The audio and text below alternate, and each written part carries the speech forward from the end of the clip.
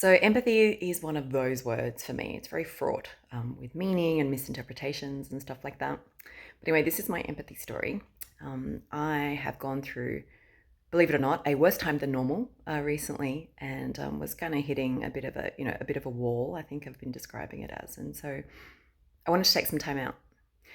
Now, my schedule, as we know, does not really allow me to take holidays, but I thought a change is as good as a holiday. And so I took some dear friends of mine up on an offer to borrow their house in a beautiful place, which I shall not officially name.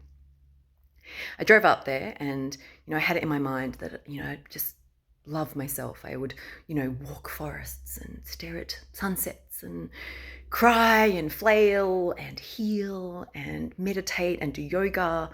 Um, I tried, but I got up there and probably by about day 3 or 4, I realized I had no idea how I was feeling. Um, I None of it was working. I wasn't feeling any better, and I kind of started judging myself. Like, Renee, you're so unempathic towards yourself. You're one of those people who doesn't know how to look after yourself and care for yourself and love yourself. And anyway, in amongst this slowly spiraling deterioration, a friend of mine contacted me, a very dear friend, and she'll be watching this at some point, so she knows who she is. Hello. And she really needed someone who loved her to be around. To be fair, logistically, it was probably a really good time. I was physically the closest to her that I had been in a very long time. She was probably in the worst part of her journey in the last little while. And she really only kind of like asks me for help or reaches out and kind of asks for my time when she really needs it. So I knew it was important. And so I told her to come join me for the last couple of days of my trip. Anyway, she arrived and we wallowed. We sat there and talked about how terrible everything was. And I tried really hard to be empathic. And then something just clicked inside me. And I was watching her, and all of a sudden I said, "What do you need right now?" Because I'm just really not sure if this kind of spiraling in circles, wallowing, is helping.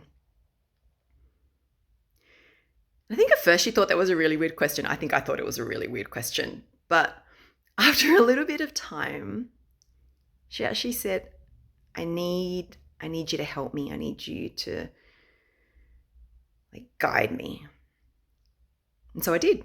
And I'm pretty, I suppose, good at that kind of stuff. So, we spent the next few days talking through things and really kind of making plans. And I guess I kind of challenged her and pushed her. And from a textbook, it probably doesn't feel very empathic.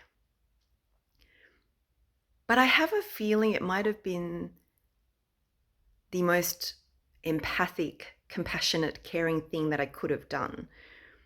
Because I think I could feel that she was just spiraling and had no structure and just felt like she had no control and no idea what to do.